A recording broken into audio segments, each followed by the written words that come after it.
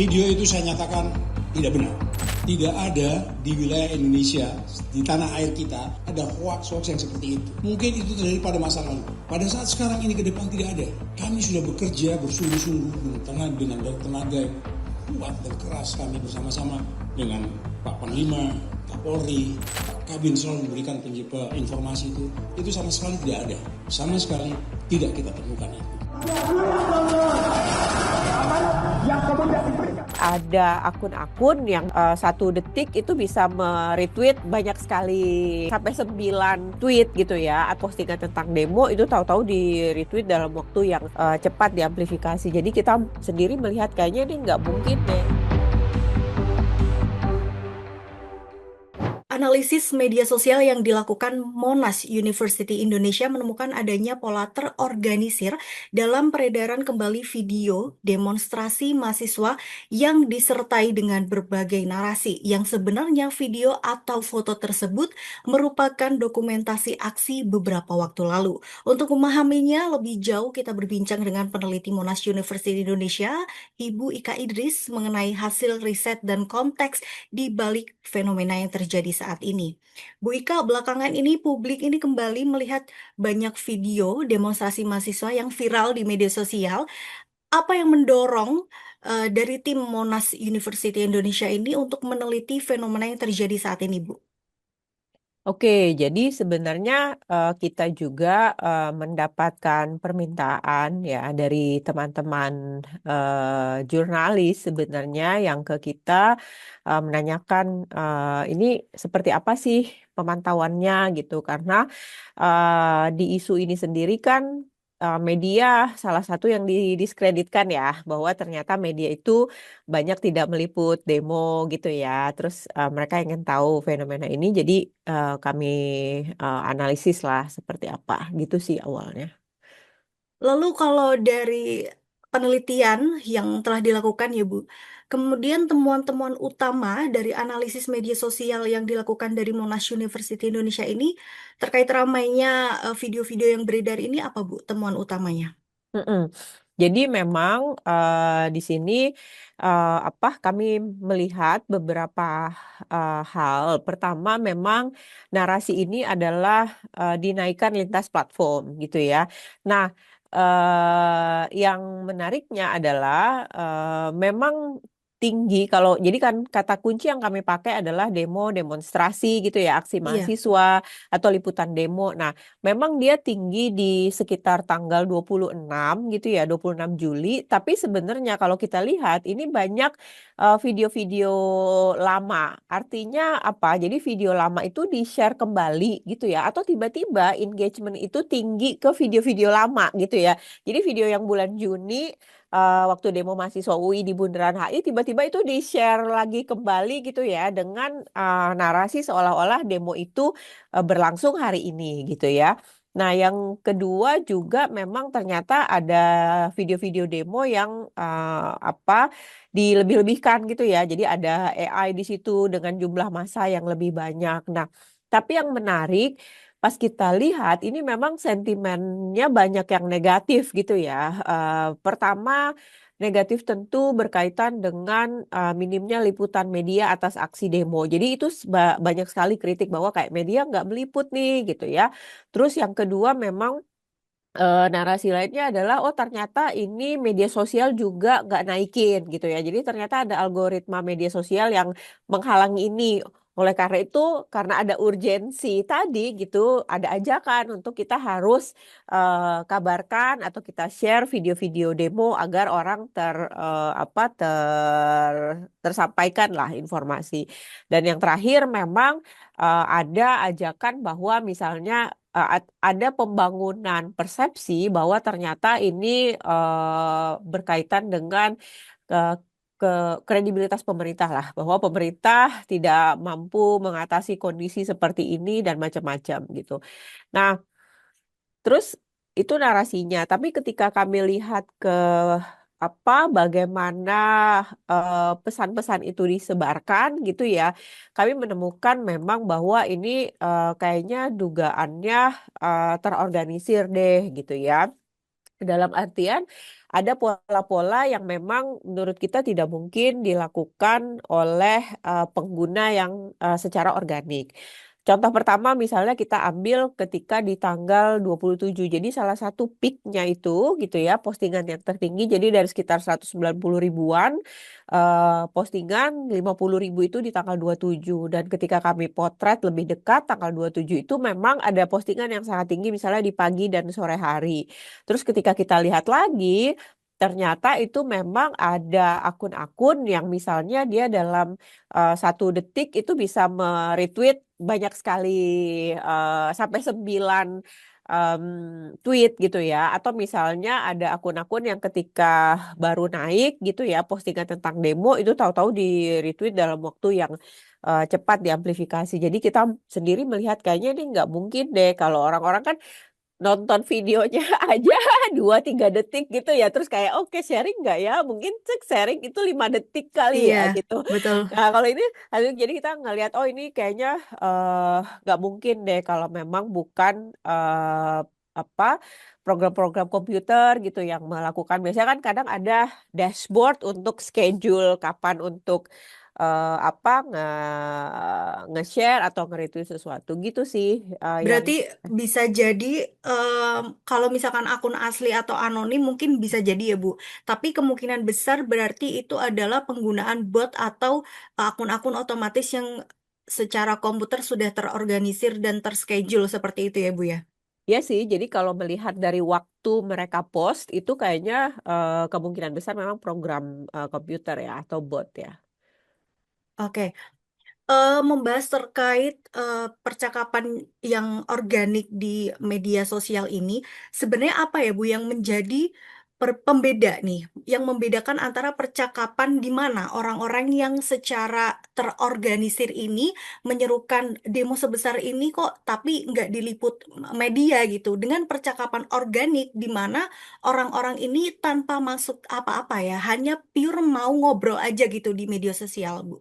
Oke, jadi gini, percakapan yang terorganisir itu kan tujuan pertama adalah mengalihkan perhatian, ya kan?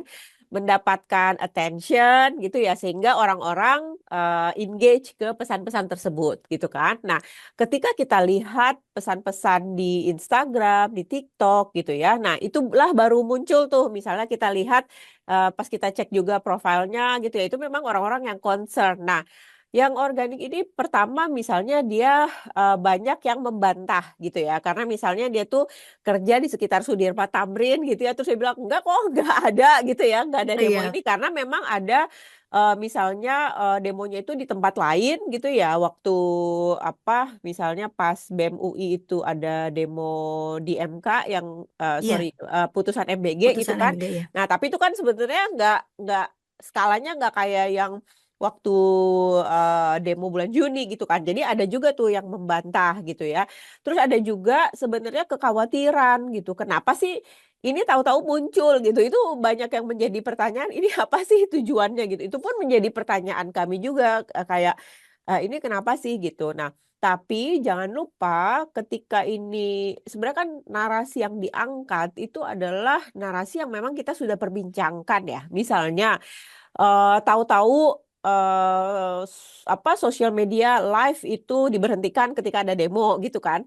Itu kan pernah Iya, kejadian waktu iya betul. demo bulan Agustus tahun Iya. kemarin. Nah, jadi sebenarnya orang-orang juga akhirnya ini mengingatkan kembali sih sebenarnya dengan kejadian-kejadian bagaimana misalnya pemerintah atau platform media sosial itu membatasi informasi kepada masyarakat. Jadi kita melihat akhirnya concern-concern yang kayak gitu sih yang akhirnya muncul secara organik ya. Ah, iya. Tapi tadi terkait media sosial yang dibatasi yang tadi disebutkan oleh Bu Ika ya. Sebenarnya ada dua sudut pandang ya dari apa? Dari masyarakat mungkin bisa jadi dibatasi karena mungkin dari pihak kemungkinan bisa jadi dibatasi karena untuk menstop penyebaran hoax gitu ya, untuk menstop penyebaran hoax dan ada juga masyarakat yang mungkin beranggapan bahwa oh dari pihak pemerintah ini membungkam informasi-informasi yang kita sebarkan gitu lewat media sosial. Menurut Bu Ika seperti apa? Sebenarnya lebih banyak ke arah untuk pembungkaman ya, atau misalnya membatasi informasi. Jadi bukan karena hoaxnya. Kalau dilihat dari narasinya tuh memang lebih kepada apa menyerang kredibilitas pemerintah berkaitan dengan pembatasan informasi. Jadi bukan karena ini hoax, jadi harus disebarkan lebih kepada itu sih kalau yang saya lihat. Oke. Kemudian terkait narasi bahwa media ini tidak meliput demonstrasi, apakah ada narasi-narasi lain yang dominan dalam unggahan-unggahan di media sosial tersebut, Bu? Hmm, Kayaknya memang banyaknya tuh misalnya eh yang paling yang berkaitan dengan media ini ya, kayak misalnya apa ternyata misalnya media itu berpihak gitu ya. Tapi sebenarnya ada juga bantahan-bantahan. Kompas TV masuk juga tuh, misalnya kayak oh enggak kok. Ternyata pas kejadian ini ada kok di Kompas TV gitu ya. Jadi orang-orang juga banyak yang membantah juga sih misalnya. Walaupun memang kritik ini kan di tahun lalu itu kan banyak juga menyerang media ketika misalnya ada demo di mana-mana, framing media ternyata itu merugikan mahasiswa gitu ya. Tapi pas di percakapan sekarang banyak juga yang membantah bahwa oh nggak benar kok karena ternyata media juga banyak yang bikin meliput secara Berita, live lagi ya. gitu ya. Termasuk Kompas TV juga tuh disebut misalnya kayak nggak kok waktu demo ini ada di Kompas TV gitu gitu. Jadi kayaknya pas udah masuk ke Instagram tuh udah kalau di Twitter tuh kita ngelihatnya kayak mengamplifikasi setuju makin besar gitu percakapannya. Tapi ketika masuk ke Instagram itu kayak ada sistem pengecekan antara sesama netizen gitu ya. Tapi kalau Kompas TV memang suka ngeliput ini sih Bu Demo, kan kadang ada juga live dari televisinya, live untuk liputan itunya juga ada, live Di dari Instagram YouTube-nya itu juga kayak bisa. Iya, ya benar-benar itu masuk kok yang kayak gitu iya. kaitan dengan media. Ya. Lalu sebenarnya ini Bu, ini kan dari video-video tersebut kan diteliti ya. Kemudian bagaimana dari tim Monas Universitas Indonesia ini mengetahui bahwa video-video yang beredar ini sebenarnya dokumentasi lama. Seperti apa sih Bu prosesnya? Oke, jadi gini, pertama memang ketika kita lihat misalnya pertama postingan tuh udah turun, tapi kenapa itu masih muncul di feed gitu ya? Itu karena ada engagement baru di situ. Jadi itu kembali muncul tuh di feed orang-orang gitu ya. Bahkan ada juga orang-orang yang ngepost postingan itu di bulan Juni, tahu-tahu kaget gitu ya. Ada beberapa community media lah yang bilang kayak, loh, kok kayaknya kita udah turun engagementnya tahu-tahu hari-hari ke sini tuh makin naik Naik lagi lagi. engagementnya karena ditonton lagi karena ternyata di-share lagi gitu ya. Itu satu. Nah, terus yang kedua juga orang-orang kayaknya ketika penasaran langsung ngecek ke ke website-website berita gitu ya, atau langsung ngecek ke Google. Buktinya pas kita cek di Google Trend lumayan naik tuh kata kunci demo gitu ya. Jadi kayaknya orang-orang juga udah mulai ini ya, ya ada yang percaya tapi sebenarnya mereka juga udah menjalankan fungsi untuk mengecek, informasi ya. Cuma emang mengherankan sih kenapa yang udah kemarin terus tahu-tahu muncul lagi gitu. Terkait video demonstrasi ini, Bu, kan dari tim Monas Universitas Indonesia ini juga menemukan konten-konten soal pemasangan pagar di Mall Jakarta dan Surabaya yang sempat Mhm, ramai ya, Bu, akhir-akhir ini. Nah, mhm. kalau dari kedua peristiwa tersebut, kira-kira ada benang merahnya antara dua isu itu atau bagaimana? Ya, jadi kami melihatnya gini, memang kita menemukan tuh misalnya karena ada di Jakarta, di Surabaya gitu ya, itu pemasangan pagar. Jadi kami melihatnya seperti ini. Ini tuh kan ada upaya untuk menciptakan persepsi bahwa saat ini kondisinya tuh tidak aman gitu kan. Bahwa akan ada kerusuhan gitu kan. Ditambah lagi dengan kondisi ekonomi, pengangguran banyak dan lain-lain gitu. Nah, tahu-tahu gitu kan, ada mal-mal yang sebenarnya mal memasangi pagar ini kan jauh sebelum percakapan hoax soal demo ini mulai Ramai, ya betul. ramai. Jadi mall dulu pasang gitu kan, terus tahu-tahu udah ada spekulasi berkaitan dengan mall itu, tapi karena ada kekosongan informasi, ya itu kan semuanya spekulasi. Pihak mall nggak ada pernyataan, Betul. dari ini nggak ada pernyataan, tiba-tiba karena muncul karena ada mall di Surabaya itu muncullah banyak video hoax ini. Jadi orang-orang oh iya gitu ternyata menghubung-hubungkan lah, padahal barangkali itu I don't know itu sesuatu yang belum tentu berhubungan. Nah, tapi untungnya sebenarnya ketika di Jakarta ada mall juga yang pasang, Gubernur DKI itu kan cepet kan merespon. Betul. Gubernur DKI cepat merespon, bilang bahwa oh ini kalau emang nggak usah diturunkan aja dan udah langsung diturunkan gitu kan. Nah jadi menurut saya itu jadi semacam signal lah atau gestur bahwa oh iya enggak kok ini buktinya di DKI diturunkan gitu ya. Jadi menurut saya upaya-upaya yang dilakukan juga oleh pemerintah untuk menunjukkan bahwa ini sebenarnya nggak ada masalah keamanan, nggak perlu seresah itu juga penting sih menurut saya. Karena kalau nggak ada, mungkin informasinya atau spekulasi masyarakat akan semakin liar ya. Iya. Nah, terkait hal tersebut ya, Ibu ya, terkait narasi yang em, tadi ya dari pagar mall, kemudian juga untuk mengisi kekosongan informasi tersebut ada mungkin oknum ya yang masuk untuk menyebarkan berita-berita yang mungkin bisa disebut hoax begitu ya. Sebenarnya em, ada nggak sih kemungkinan, kayaknya sepertinya memang sudah teridentifikasi ada keseragaman informasi ya Bu di sini ya. Informasi-informasi yang maksudnya terorganisir gitu. Apakah ada sesuatu ya yang di balik dari narasi-narasi ini atau mungkin memang ini ada aktor yang mendalangi dari aksi terorganisir ini Bu? Kira-kira seperti apa? Oke, pertama kalau aktor kita nggak sampai sejauh itu karena menurut saya di media sosial itu tidak cukup untuk menunjukkan siapa sebenarnya aktornya. Dan memang ketika kami cek ini sangat berbeda dengan misalnya percakapan-percakapan yang bisa dengan mudah diidentifikasi aktornya. Misalnya contohnya gini deh, percakapan tentang MBG gitu ya, kalau kita analisis itu kan banyak juga akun-akun pemerintah gitu kan, misalnya akun-akun polisi banyak, akun-akun TNI banyak gitu, karena memang kan polisi dan TNI juga turut menyukseskan MBG ini gitu kan maksudnya. Nah itu kan gampang tuh kita kenali. Nah tapi ketika di percakapan ini itu memang ketika kita profiling itu sangat ada aktor yang misalnya menunjukkan atau ada akun-akun yang ketika yang amplifiernya besar itu mirip gitu. Tapi di tempat lain kita ngelihat loh kok ini profilnya beda gitu ya. Jadi kita juga sebenarnya nggak bisa menyimpulkan ini aktornya siapa.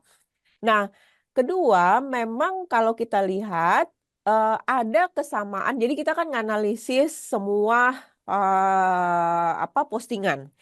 Kita analisis penggunaan kata-katanya, penggunaan narasi, penggunaan framing gitu ya. Dan memang semuanya ini pertama menekankan pada urgensi gitu ya. Ini sangat urgent, darurat gitu ya. Yang kedua ini ingin menunjukkan adanya tekanan ke media sama tekanan ke platform gitu ya untuk tidak menyebarkan informasi ini. Nah, pertanyaannya adalah dan kita sama-sama tahu sekarang udah masuk bulan Agustus, sebentar lagi 1 tahun peringatan demo besar-besaran Agustus gitu ya, di mana banyak sekali masyarakat atau aktivis-aktivis itu yang ditangkap gitu ya, bahkan ada korban di situ, Afan Kurniawan gitu ya. Dan menurut saya itu Agustus adalah momen penting untuk kita sebagai masyarakat dan juga masyarakat sipil untuk memperingati apa yang terjadi bagaimana protes kita waktu itu ditanggapi oleh rezim saat ini. Nah, jadi saya melihatnya lah kok ini tiba-tiba masuk ke bulan Agustus ada seolah-olah dibangun gitu ya.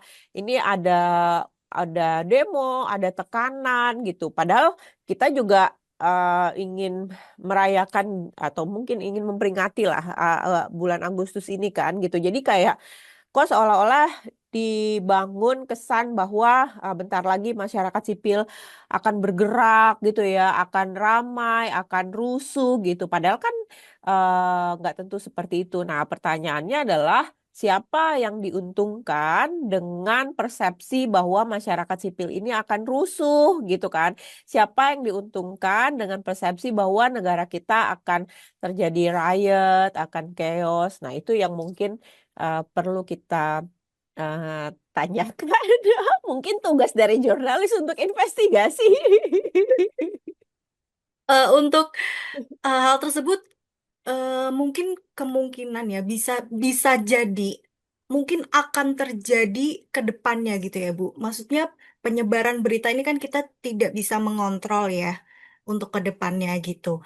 Apakah kira-kira resiko ke depannya kalau misalkan hal ini terjadi lagi di kemudian hari itu seperti apa? Apakah bisa eh istilahnya mencuci otak masyarakat masyarakat di Indonesia ini, Bu? Ya, tentu resikonya adalah ke gerakan-gerakan masyarakat sipil gitu ya. Jangan sampai ketika memang masyarakat sipil mengajak untuk bergerak gitu ya, atau untuk melakukan advokasi, jangan sampai sudah tercipta persepsi bahwa ini masyarakat sipil maunya bikin rusuh aja nih dengan demo gitu kan. Itu yang sangat mengkhawatirkan. Padahal kan demonstrasi hak warga negara ya, siapa aja boleh dan demo pun juga kan misalnya misalnya aksi damai gitu ya, nggak harus Dengan rusuh. kerusuhan begitu ya. Betul gitu dan nggak selalu juga kan berakhir bentrok ya misalnya. Jadi Betul. jangan sampai ada persepsi bahwa ini demo nggak penting, aksi itu nggak penting gitu ya. Mahasiswa nih ngapain sih gitu. Yang kedua juga jangan sampai misalnya orang jadi bingung membedakan loh. Ketika ada demo beneran loh ini demo beneran apa enggak sih gitu kan. Karena Iya, kemarin udah tercipta situasi kayak oh demo-demo ternyata nggak demo gitu ya. Terus ketika orang mau memberikan dukungan, bingung juga kita mau mendukung apa enggak sih gitu. Karena kan dukungan itu nggak harus juga turun ke jalan kan. Dukungan kan bisa juga misalnya kita men-share sesuatu di media sosial, betul. kita ikut mengamplifikasi. Tapi ketika kita mau mengamplifikasi kan kita kan jadi ragu. Kemarin katanya hoax, sekarang jadi jangan sampai hoax-hoax ini menghambat atau membuat kita jadi tidak memberikan dukungan pada gerakan-gerakan masyarakat sipil itu sih. Dan yang terakhir, kalau saya sebenarnya sangat khawatir jangan sampai juga ini membuat kita atau jangan sampai mengukuhkan persepsi bahwa misalnya media itu tidak meliput gitu ya, bahwa media itu sebenarnya tidak berpihak ke warga, ke publik gitu. Itu sih yang sangat mengkhawatirkan dengan adanya hoax ini. Iya, sebenarnya kalau untuk demonstrasi itu sangat diperbolehkan ya di Indonesia. Mm-mm. Demonstrasi, kemudian penyampaian pendapat, namun jangan sampai diikut sertakan aksi perusakan dan juga aksi pembakaran seperti yang terjadi beberapa waktu lalu seperti itu ya, Bu ya. Mm-mm. Ya, pembakaran kan juga masih ini ya, karena berdasarkan investigasi beberapa media juga kan itu ada dalangnya kan, bukan dari Oknum-oknum yang melakukan, betul, betul. betul, bukan dari masyarakat lah. Masyarakat, iya betul. Baik, Ibu Ika terima kasih atas waktunya, atas perbincangan hari ini. Kita akan pantau terus terkait yang terjadi di media sosial, yang terjadi di Indonesia. Kita akan doakan semoga Indonesia memang tetap aman dan ke depannya masyarakat akan bersatu seperti itu. Amin. Terima kasih, Makasih. Ibu. Silakan Makasih Mbak Sinta. melanjutkan aktivitas kembali. Terima kasih, selamat siang. Yang